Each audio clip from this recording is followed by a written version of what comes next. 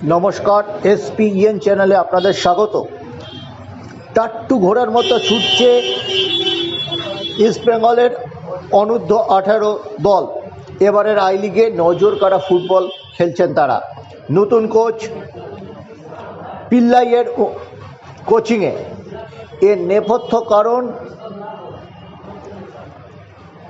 বার করতে গিয়ে আমরা অভিভাবকদের মুখে শুনলাম একটা অভিনব কথা। ইস্টবেঙ্গলের অন্যতম নজর কাড়া ফুটবলার রাজ গাজীর পরিবার খেলা দেখতে এসেছিল অনূর্ধ্ব-18 আই লিগের ডার্বি ম্যাচের পর তারা জানান, আমরা ছেলেদের সাথে যোগাযোগ করতে পারি সপ্তাহে মাত্র 2 ঘন্টা। রবিবার দিন 2 ঘন্টার জন্য ওদের মোবাইল ফোন দেওয়া হয়। এছাড়া আমাদের যদি কোনো প্রয়োজন থাকে, ফ্যামিলি সংক্রান্ত কোনো খবর জানানো থাকে, আমরা ম্যানেজারকে জানাই, এমনকি কোচ নিজেও ফোন ধরেন আমাদের। কিন্তু ছেলেদের থেকে তারা মোবাইল ফোনটা সরিয়ে রাখেন। সপ্তাহে মাত্র 2 ঘন্টা এটা ব্যবহার করেন।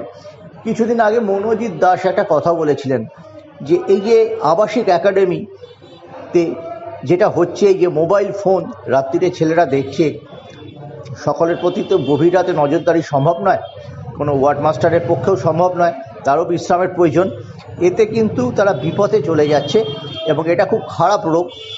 এই মোবাইল ফোন থেকে বিচ্ছিন্ন করে রাখেন কিন্তু এই মহেন্দ্র সিং ধোনিও খেলার সময়, যাতে তিনি ধ্যান দিতে পারেন, মনঃসংযোগ করতে পারেন।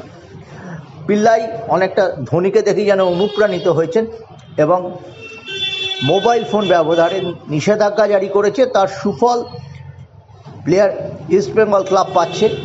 এখন দেখা যাক ইস্টবেঙ্গলের এই টিম জাতীয় পর্যায়ে কতটা সাফল্য পায়। আমাদের শুভেচ্ছা রইল। আর শুনে নিন রাজগাজীর পরিবার কি বলল। এসপিএন চ্যানেলে আপনাদের স্বাগত। ইস্টবেঙ্গল মাঠে ইস্টবেঙ্গল আন্ডার-18 আই লিগে মোহনবাগানকে 2-0 গোলে হারিয়ে দিয়েছে। ইস্টবেঙ্গলের বেশ কিছু অভিভাবককে আমরা পেয়ে গেছি। আপনারা কার অভিভাবক যদি একটু বলেন? রাজগাজী। ওর বাড়ি কোথায়? বাড়ি হচ্ছে বসিরহাট। তোমরা বসিরহাট থেকে সবাই এসছো? তুমি কে হও? আমি রাজগাজীর মামা। আপনি? বাবা।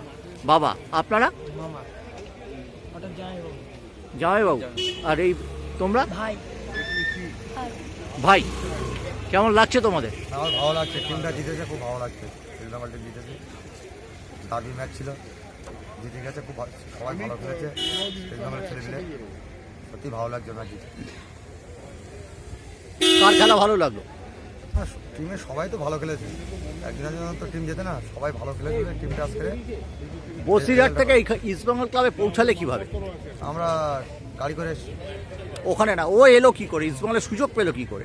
ও ইস্টবেঙ্গলের প্রথমে ছিল বেঙ্গল একাডেমিতে, কেয়ালে বেঙ্গল থাকার পরে দিল হচ্ছে ইন্ডিয়া ক্যাম্পে আবার জিঙ্কে ছিল 1 বছর ওখানে, তারপরে আবার কেয়াল হলো, কেয়ালে ইস্টবেঙ্গল। নতুন কোচ কিভাবে গাইড করছে? না খুব ভালো, কোনো সমস্যা নেই। তো ওদের কাছে ফোন টোন থাকে না, অত একদিনও যাই, ঘন্টাখানিক ফোন থাকে। গাইডম্যান খুব ভালো এখানে। ফোন থাকে না প্লেয়ারদের কাছে? না যদি তোমাদের যোগাযোগ করতে হয় কি? মানে সপ্তাহে একদিন করে থাকি, তখন ফোন ঘন্টাখানিক যায়, তখনই ফোন করে, তখনই যোগাযোগ হয়, তাছাড়া যোগাযোগ হয় না। এটা একটা খুব বড় ব্যাপার। অনেক ধন্যবাদ।